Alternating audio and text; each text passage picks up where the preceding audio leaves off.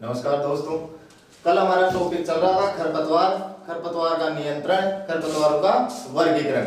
इसमें क्या था, मैंने आपको बताया था, एक तो गेहूंसा और जंगली चौलाई का जीवन काल, गेहूंसा और जंगली चौलाई का जीवन काल, उसमें 60 से 70 दिन आएगा। कितना आएगा? 60 से 70 दिन। गेहूंसा और जंगली चौलाई का जीवन काल 60 से 70 दिन का होता है। वो मिस्टेक हो गई थी, गेहूंसा और जंगली चौलाई का जीवन काल कितना होता है? 60 से 70 दिन का। ठीक है, अब देखो उसमें आगे था आपके रासायनिक नियंत्रण पूरा हो गया था। एक नियंत्रण था आपका यांत्रिक नियंत्रण। कौन सा था? यांत्रिक या बौद्धिक नियंत्रण। यांत्रिक नियंत्रण। और एक था जैविक नियंत्रण। जैविक नियंत्रण। देखो यांत्रिक नियंत्रण व जैविक नियंत्रण। यांत्रिक नियंत्रण कैसा होता है? यांत्रिक नियंत्रण का मतलब होता है भू प्रेषण की क्रियाओं द्वारा या निराई गुड़ाई द्वारा या फिर हाथ से उखाड़ना या जलाना या मोर का प्रयोग करना या मल्चिंग का प्रयोग करना। मल्चिंग, मल्चिंग का ध्यान रखना, क्या होता है मल्चिंग? मल्चिंग दो प्रकार की होती है, तो मल्चिंग और एक होती है डस्ट मल्चिंग।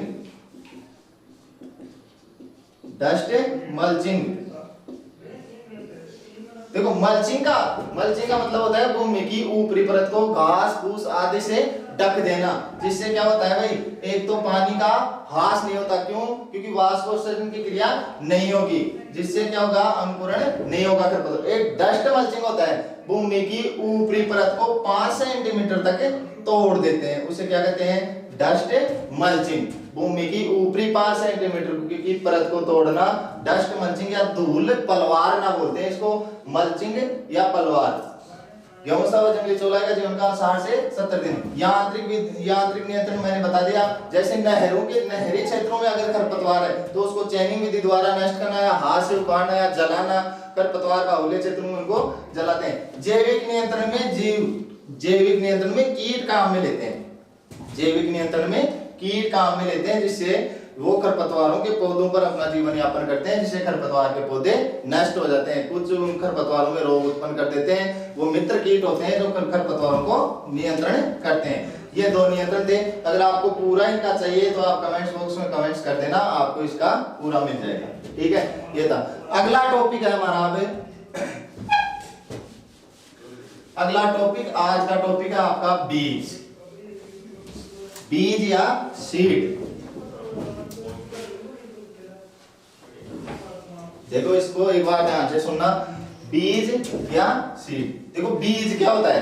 बीज क्या होता है? परिभाषा, जड़ तना पत्ती का वह भाग, जड़ तना पत्ती का वह भाग जो अपने समान दूसरे स्वस्थ पौधे को जन्म देता, वो क्या कहलाता है? बीज। क्या कहलाता है? बीज। जड़ भी हो सकती है, पत्ती भी हो सकती है, तना भी हो सकता है, बीज भी हो सकता है, जो अपने समान दूसरे स्वस्थ पौधे को जन्म देता है, क्या कहलाता है? बीज। क्या कहलाता है? बीज। और एक होता है कौन सा? उन्नत बीज।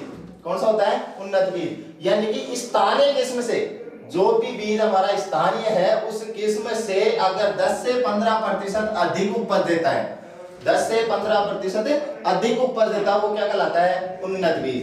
क्या कहलाता है? उन्नत बीज। अब देखो बीज को फटने से पहले आपको 2-3 बात और याद रखनी है भाई। सबसे पहली, राजस्थान में केंद्रीय यांत्रिक कृषि फार्म, राजस्थान में केंद्रीय यांत्रिक कृषि फार्म, और एक होता है राजस्थान में केंद्रीय यांत्रिक बीज फार्म। दो चीज है, दोनों अलग अलग है, ध्यान रखना। राजस्थान में केंद्रीय यांत्रिक कृषि फार्म है, वो है आपका जेतसर। और जेतसर कौन से जिले में है? गंगानगर में। कौन से जिले में है? गंगानगर में। और बीज फार्म है सूरतगढ़। कहां पर है? सूरतगढ़। और सूरतगढ़ भी कहां है? गंगानगर में। कहां स्थित है? गंगानगर में। समझ गए? राजस्थान में केंद्रीय यांत्रिक कृषि फार्म जेसर गंगानगर, और राजस्थान में केंद्रीय यांत्रिक बीज फार्म कहां स्थित है? सूरतगढ़ बीज में बीजों के अंकुरण के लिए बीजों के अंकुरण के लिए भूमि में नमी, भूमि में नमी, याद रखना भाई, बीजों के अंकुरण के लिए भूमि में 40 से 60% नमी होना आवश्यक है। बीजों के अंकुरण के लिए भूमि में नमी कितनी होनी आवश्यक है? 40 से 60% है। देखो एक क्वेश्चन हो रहा है यहां से, जैसे मान लो आपने सिंचाई कर दी, क्या कर दी? सिंचाई। अब पहली व दूसरी सिंचाई के मध्य कितने प्रतिशत नमी होने पर दूसरी सिंचाई करने पर फसलों को अधिक फायदा होता है? ये क्वेश्चन भी आ चुका है। तो कितने प्रतिशत नमी? 50 से अधिक प्रतिशत अगर नमी होती है पहली व दूसरी सिंचाई की, पहली सिंचाई करने के बाद अगर 50% नमी बचती है, वहां तक अगर सिंचाई करते हैं तो फसलों को अधिक फायदा होता है। ऐसे ही भूमि में 40 से 60% नमी बीजों के अंकुरण के लिए आवश्यक है। दूसरी बात है, बीजों का भंडारण करते हैं। बीजों का भंडारण, बीजों का भंडारण करने से पहले, बीजों का भंडारण करते समय आपको क्या करना पड़ेगा भाई? बीजों का भंडारण करते समय नमी 5% से अगर नमी बीजों में कम हो गई तो उन बीजों का भंडारण नहीं करते, उन बीजों का भंडारण नहीं करते। देखो 4 बात बता दी मैंने। राज्य में केंद्रीय यांत्रिक कृषि फार्म जयसर गंगानगर और राज्य में केंद्रीय यांत्रिक बीज फार्म कहां स्थित है? सूरतगढ़ गंगानगर। बीजों में भूमि में नमी बीजों के अंकुरण के लिए 40 से 60% और बीजों को भंडारित करते समय उसमें नमी कितनी होनी चाहिए? 5% से अगर कम हो गई नमी तो उस बीज को भंडारित नहीं करते। आगे नमी आगे आएगी, जैसे खाद्यान्न के बीजों के लिए 10 से 12% होनी आवश्यक है, दलहन के 8 से 10 और तिलहन के लिए 6 से 8। ठीक है। अब देखो बीज से संबंधित अधिनियम, बीज से संबंधित अधिनियम। देखो सबसे पहले राष्ट्रीय बीज निगम की स्थापना, राष्ट्रीय बीज निगम की स्थापना हुई थी 1963। एनएससी, नेशनल सीड कॉर्पोरेशन, सबसे पहला। दूसरा बीज अधिनियम बना, सीड एक्ट, बीज अधिनियम बना 1966 में। अगला है बीज अधिनियम लागू हुआ, लागू कब हुआ? 1969 में।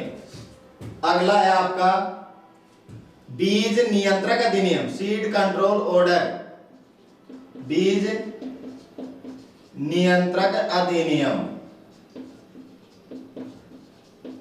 सीड कंट्रोल ऑर्डर कब पारित हुआ भाई? 1983 में। कब हुआ?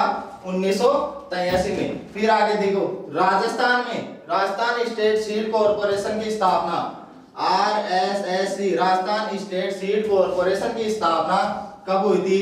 1978 में। 1978 में। ये 4 बात आपको याद रखनी है। राष्ट्रीय बीज निगम की स्थापना जिसका मुख्यालय कहाँ है? नई दिल्ली में।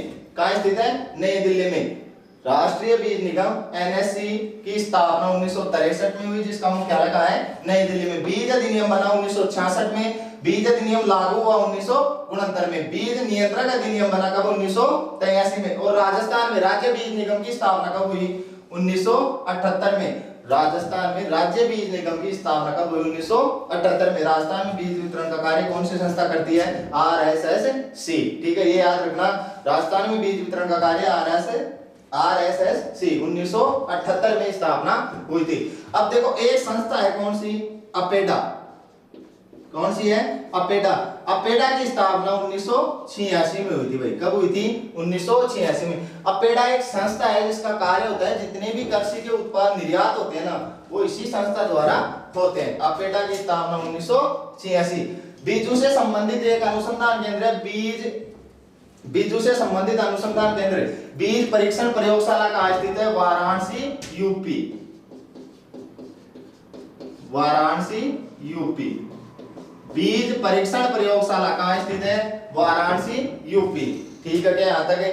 देखो दोबारा, बीज जड़ तना पत्ती का वह भाग जो अपने समान दूसरे स्वस्थ पौधे को जन्म दे देता है, क्या कहलाता है? बीज। और उन्नत बीज होता है वह बीज जो स्थानीय किस्म से 10 से 15% अधिक उपज देता है। देखो आगे, राजस्थान में केंद्रीय यांत्रिक बीज फार्म जयसर गंगानगर कृषि फार्म जयसर गंगानगर और बीज फार्म कहाँ है, सूरतगढ़ गंगानगर। फिर मैंने आपको बताया था बीजों के अंकुरण के लिए भूमि में नमी 40 से 60% होनी आवश्यक है, और बीजों को भंडारित करते समय अगर उनमें नमी 5% से कम है तो उन बीजों को भंडारित नहीं करते हैं। ठीक है, आगे मैंने ये बताया था राष्ट्रीय बीज निगम एनएससी की स्थापना हुई थी 1963 में, बीज अधिनियम बना था 1966 में, लागू हुआ था 1969 में, और बीज नियंत्रण अधिनियम कब बना था, 1983 में, और आरएसएससी की स्थापना कब हुई थी, 1978 में।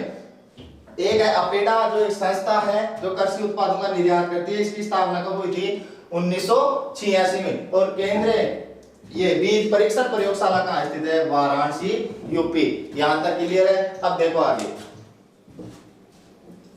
इसका अगर स्क्रीनशॉट लेना चाहते हो तो आप ले लेना।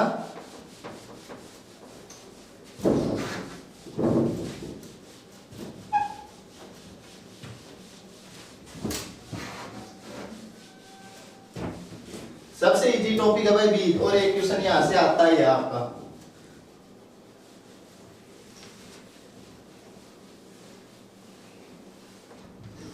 देखो आगे है उन्नत बीज। मैंने बता दिया आपको उन्नत बीज जो स्थानीय किस्म से 10 से 15% अधिक उपज देता है, उन्नत बीज कहलाता है। अब उन्नत बीज के गुण, उन्नत बीज के गुण देखो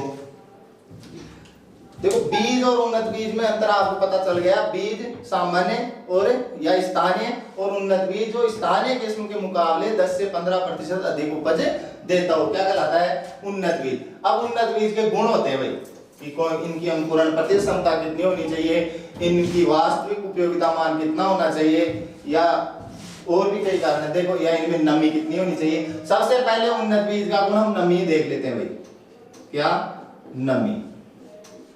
देखो बीजों को भंडारित करते समय, बीजों को भंडारित करते समय मैंने आपको बताया था 3 प्रकार के बीज हो गए भाई। एक तो खाद्यान्न फसलों के, कौन सी फसलों के, खाद्यान्न फसलों के। एक हो गया आपके दलहन फसलों के, और एक हो गया आपके तिलहन फसलों के। 3 प्रकार के बीज हो गए आपके, और एक हो गया आपके तिलहन, या यहां पर लिख लो आप मसाले वाले। ये लो 4 बीज हो गए।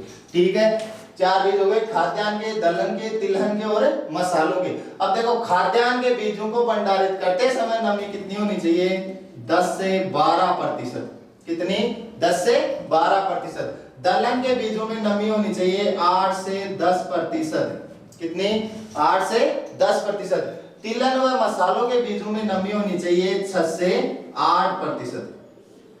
6 से 8%। अरे क्लियर है क्या। उन्नत बीज का पहला गुण है नमी। नमी खाद्यान्न के बीजों में नमी होनी चाहिए 10 से 12%, दलहन में 8 से 10%, तिलहन व मसालों में 6 से 8%। देखो यहाँ पर ध्यान रखना आपको, यहाँ पर एक आपकी तिलहन फसल है, कौन सी, मूंगफली। कौन सी, मूंगफली। मूंगफली के बीजों को अगर 6 से 8% से अधिक नमी पर भंडारित करते हैं तो एक समस्या उत्पन्न हो जाती है, कौन सी, अल्फा टॉक्सिन। कौन सी, अल्फा टॉक्सिन। इसलिए मूंगफली के बीजों को भंडारित करते समय हमेशा नमी कितनी होनी चाहिए, 6 से 8% नमी होनी चाहिए। ये था नमी। खाद्यान्न में यहाँ से क्वेश्चन आता है भाई, खाद्यान्न में 10 से 12, दलहन में 8 से 10, तिलहन व मसालों में 6 से 8, और मूंगफली को हमेशा 6% नमी पर भंडारित करते हैं। पहला गुण हो गया आपका कौन सा, नमी, बीजों में नमी। आगे देखो दूसरा, देखो आगे उन्नत बीज का गुण है बीजों में अंकुरण प्रतिशत क्षमता। देखो अंकुरण प्रतिशत क्षमता यानी कि अंकुरण प्रतिशत क्षमता के लिए एक सूत्र है आपका। अंकुरण प्रतिशत क्षमता ज्ञात करने के लिए अंकुरित बीजों की संख्या यानी कि कितने बीज अंकुरित हुए हैं, और बोए गए बीजों की संख्या गुणा 100, यानी कि आपके अंकुरित बीज हुए कितने, 90, और बोए कितने थे, 100। तो ये लो अंकुरित बीजों का प्रतिशत कितना हो गया, 90%। कितना हो गया, 90%। अंकुरण बीजों में एक उन्नत बीज में प्रमुख गुण है अंकुरण प्रतिशत क्षमता, और उस अंकुरण प्रतिशत क्षमता ज्ञात करने का सूत्र है अंकुरित बीजों की संख्या बटे बोए गए बीजों की संख्या गुणा 100। ठीक है, अब देखो विभिन्न फसलों की अंकुरण प्रतिशत क्षमता होती है, जैसे गेहूं, जौ, जई, चना और सरसों, इनके बीजों की अंकुरण प्रतिशत क्षमता कितनी होती है? 85%। कितनी होती है? 85%। अगली फसलें हैं चावल, अलसी, कुसुम और तिल, इनके बीजों की अंकुरण प्रतिशत क्षमता होती है 80%। फिर अगली बाजरा, उड़द, मटर, मसूर, मूंगफली, सूरजमुखी आदि, इनके बीजों की अंकुरण प्रतिशत क्षमता होती है 75%। फिर है मेथी, टमाटर, सोयाबीन, इनकी होती है 70%। और फिर है इसको याद रखना भाई, कपास व भिंडी के बीजों की अंकुरण प्रतिशत क्षमता फसलों में सबसे कम होती है कितनी? 65%। और अगर सब्जियों की बात करें तो गाजर, पालक, मिर्च व कद्दू वर्गीय फसलें, कुकुरबिटेसी कुल की या जायद की जितनी भी फसलें हैं, उनकी अंकुरण प्रतिशत क्षमता कितनी होती है? 60%। कितनी होती है? 60%। देखो उन्नत बीज और इसमें था बीजों में अंकुरण प्रतिशत क्षमता, और अंकुरण प्रतिशत क्षमता ज्ञात करने के लिए सूत्र ये काम में लेते हैं। और विभिन्न फसलों के बीजों की अंकुरण क्षमता होती है जो ये है, इसका ध्यान रखना है। तो कद्दू वर्गीय फसलों के अंकुरण बीज की क्षमता होती है 60%, और सब्जियों में, ये फसलों में सबसे कम होती है कपास, कितनी? 65%। ठीक है, एक गुण तो ये हो गया। और अगर अंकुरण प्रतिशत क्षमता सर्वाधिक होता है तो किसकी आएगी? मक्का। मक्का के बीजों की अंकुरण प्रतिशत क्षमता सर्वाधिक होती है कितनी? 90%। कितनी होती है? 90%। समझ गए बात को? सर्वाधिक अंकुरण प्रतिशत क्षमता उन्नत बीज में किसकी होती है? मक्के की। कितनी? 90%। कितनी? 90%। और विभिन्न फसलों के ये है, आपको ध्यान रखना है। कपास व भिंडी, कपास व भिंडी के बीजों की अंकुरण प्रतिशत क्षमता कितनी होती है? 65%। कितनी होती है? 65।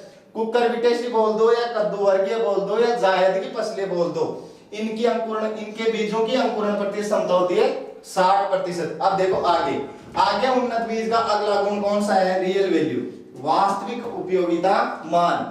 जितने भी आपके बीज हैं, जितनी भी फसलों के बीज हैं, उनकी रियल वैल्यू कितनी होनी चाहिए? कम से कम 75%। कितनी होनी चाहिए? कम से कम 75%। अगला गुण है आपका आनुवंशिक शुद्धता। जितने भी बीज है, जितनी भी फसलों के बीज है, उनके बीजों में कम से कम आनुवंशिक शुद्धता कितनी होनी चाहिए? 99%। और बाहरी फसलों के बीज, भौतिक शुद्धता, यानी कि अन्य बीज जैसे कंकड़ पत्थर या अन्य फसलों के बीज कितने प्रतिशत से कम होनी चाहिए? 2% से भी कम। 98% बीजों की भौतिक शुद्धता होनी चाहिए। देखो अगला आपका जीवन क्षमता, कौन सा है? जीवन क्षमता। बीज की जीवन क्षमता ज्ञात करने के लिए एक टेस्ट करते हैं, कौन सा? ट्रेटाजोलियम। कौन सा? ट्रेटाजोलियम टेस्ट। इसे क्या कहते हैं? जैविक टेस्ट भी बोलते हैं। क्या बोलते हैं? जैविक टेस्ट। देखो जीवन क्षमता ज्ञात करने के लिए बीजों को किसके घोल में डुबोते हैं? क्लोराइड के घोल। किसके घोल में? क्लोराइड के घोल में। सबसे तेज जीवन क्षमता ज्ञात करते हैं किससे? ट्रेटाजोलियम से। किससे? ट्रेटाजोलियम जैविक या बायोलॉजिकल टेस्ट। किसके घोल में डुबोते हैं? क्लोराइड के घोल में। और क्लोराइड का घोल काम में लेते हैं 1%। कितने प्रतिशत है? 1%। जो भी जीवित बीज होंगे उनका रंग चेंज हो जाएगा। ठीक है, ये हो गए उन्नत बीज के गुण। क्या हो गए? उन्नत बीज के गुण। दोबारा देख लो उन्नत बीज के गुण। बीजों में पहला गुण है बीजों में नमी, जो मैंने आपको बता दिया। फिर है बीजों में अंकुरण प्रतिशत क्षमता। तो विभिन्न फसलों की अंकुरण प्रतिशत क्षमता ये होती है। अगली है रियल वैल्यू, वास्तविक उपयोगिता मान। जो बीज का कितना होना चाहिए? 75%। आनुवंशिक शुद्धता बीज में होनी चाहिए 99%। भौतिक शुद्धता होनी चाहिए 98%। और जीवन क्षमता ज्ञात करते हैं ट्रेटाजोलियम टेस्ट से, जिसमें क्या काम में लेते हैं? क्लोराइड का घोल। और क्लोराइड के घोल में 1% घोल में बीजों को डुबोते हैं, जिससे जीवित बीजों का रंग क्या हो जाता है? चेंज। ठीक है, ये हो गया आपका उन्नत बीज के गुण। क्या हो गया? उन्नत बीज के गुण। अब देखो आगे, आगे है फिर बीजोत्पादन।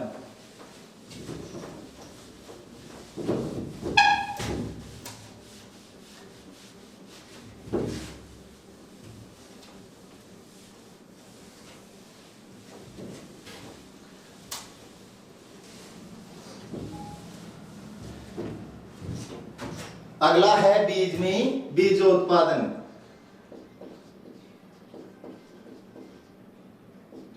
बीजोत्पादन, देखो बीजोत्पादन के लिए क्रम होता है भाई। बीजों बीजों के उत्पादन के लिए उसका क्रम होता है। जैसे सबसे पहला बीज कौन सा आता है? मूल केंद्रक बीज।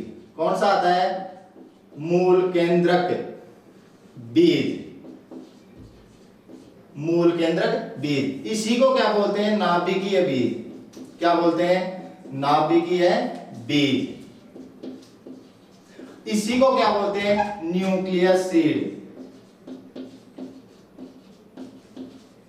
न्यूक्लियस सीड, एक ही बात है। सबसे पहला बीज कौन सा होता है?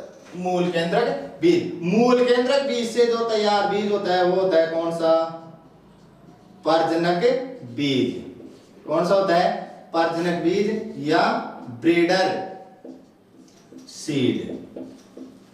कौन सा हो गया? Breeder seed. प्रजनक बीज से तैयार बीज होता है कौन सा? आधार बीज। कौन सा बीज? आधार बीज। आधार बीज को बोलते हैं फाउंडेशन सीड। फाउंडेशन सीड, ठीक है। और आधार बीज से प्राप्त बीज होता है कौन सा? प्रमाणित बीज। कौन सा होता है? प्रमाणित बीज। जिसको क्या बोलते हैं? प्रमाणित बीज, सर्टिफाइड। Certified seed. और इससे ही एक बीज और होता है कौन सा? पंजीकृत। पंजीकृत बीज, जिसको क्या बोलते हैं? Registered seed. Registered seed. देखो ये क्रम आपको याद ही रखना पड़ेगा। बीज उत्पादन, सबसे पहला बीज कौन सा आता है? मूल केंद्रक बीज, जो 100% शुद्ध होता है। मैंने आपको बता दिया, इनमें कोई याद करने की जरूरत नहीं है। हर बीज के अलग अलग दे रखी है किताबों में, उसको याद करने का कोई मतलब नहीं है। जैसे नाभि मूल केंद्रक बीज की आनुवंशिक शुद्धता इतनी, भौतिक शुद्धता इतनी, फिर इसका अलग, फिर इसका अलग, इसका अलग, इसका अलग, ऐसे कुछ नहीं है। जो बता दी जैसे रियल वैल्यू कितनी होनी चाहिए? 75% से कम नहीं होनी चाहिए। आनुवंशिक शुद्धता 99% होनी चाहिए। भौतिक शुद्धता 98% होनी चाहिए। और अंकुरण प्रतिशतता अलग अलग दे रखी है, ठीक है। आपको इसका क्रम याद रखना है। आपको इसका क्रम याद रखना है। सबसे शुद्ध बीज कौन सा होता है? मूल केंद्रक बीज। कौन सा होता है? मूल केंद्रक बीज। फिर आता है आपका प्रजनक बीज, फिर आता है आपका आधार बीज, फिर प्रमाणित बीज और फिर पंजीकृत बीज, जिसका भारत में उत्पादन नहीं होता है। जिसका भारत में उत्पादन नहीं होता है, ठीक है। देखो सबसे पहला बीज मूल केंद्रक बीज, जो स्वयं पादप प्रजनक की देखरेख में तैयार होता है। इस बीज की थैली पर टेक का रंग, टेक का रंग होता है इस पर ग्रे या धूसर। कैसा होता है? ग्रे या धूसर। फिर आता है प्रजनक बीज, इसकी थैली की बीज पर टेक का रंग होता है सुनहरा पीला। कैसा होता है? सुनहरा पीला। फिर आपका आता है आधार बीज, इसकी थैली पर टेक का रंग होता है सफेद। कैसा होता है? सफेद। फिर आपका आता है प्रमाणित बीज, इसकी थैली पर टेक का रंग होता है आपका नीला। कैसा होता है? नीला। फिर आता है पंजीकृत बीज या रजिस्टर्ड सीड, इसकी थैली पर रंग होता है कैसा? बैंगनी। कैसा रंग होता है? बैंगनी। देखो बीजोत्पादन और बीजोत्पादन का क्रम आपको याद रखना है। सबसे शुद्ध बीज होता है, फिर होता है, फिर ये, फिर ये, फिर समझ गए के बाद?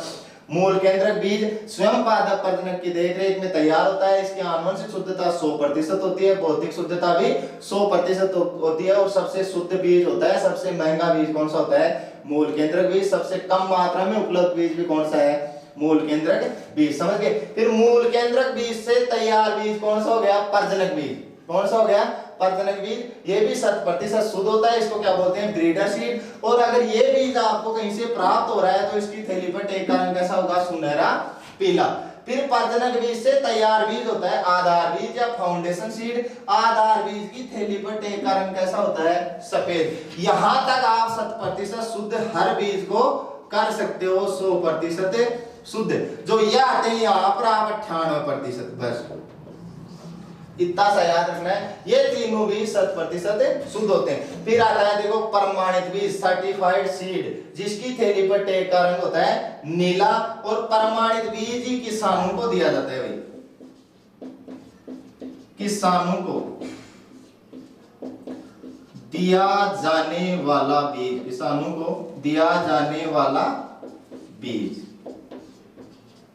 इनकी अगर फुल डिटेल चाहिए तो आप कमेंट्स बॉक्स में कमेंट्स कर देना, आपको मिल जाएंगे उनके आंसर। कोई भी आपका क्वेश्चन हो बीज से संबंधित या एग्रीकल्चर से संबंधित। प्रमाणित बीज सर्टिफाइड, जिसकी थैली पर नीला रंग, और किसानों को यही बीज दिया जाता है बोने के लिए, जिसका उत्पादन अब हो रहा है कितना, 11%। तो देखो क्वेश्चन आ सकता है किसानों को कितने प्रतिशत उन्नत बीज प्राप्त हो रहा है, तो कितना, 11%। क्यों? क्योंकि किसानों को बीज कौन सा देते हैं, प्रमाणित बीज। कौन सा देते हैं, प्रमाणित बीज। फिर होता है पंजीकृत बीज, जिसका उत्पादन भारत में नहीं होता। भारत में इन 4 बीजों का उत्पादन होता है भाई, मूल केंद्रक, प्रजनक, आधार और प्रमाणित। ठीक है, यहाँ तक। टेक का रंग इसका ग्रे या धूसर, प्रजनक में सुनहरा पीला, आधार में सफेद और प्रमाणित में नीला। ठीक है, ये 3 बीज होते हैं 100% शुद्ध। ये प्रमाणीकरण संस्था की देखरेख में तैयार होता है। कौन सा, प्रमाणित बीज, जिसपे जितने भी टैग लगे होंगे वो प्रमाणित होंगे भाई। क्या होंगे, प्रमाणित। आप देख लेना, अगर कोई बीज लाते हो आप तो उस पर सब कुछ लिखा हुआ होता है, जर्मिनेशन पॉइंट इसका कितना होता है, इसमें रियल वैल्यू कितनी है, इसकी भौतिक शुद्धता कितनी है, एक चीज उस पे लिखी हुई होती है। ठीक है, ये हो गया बीजो उत्पादन आपका। क्या हो गया, बीजो उत्पादन। रुको।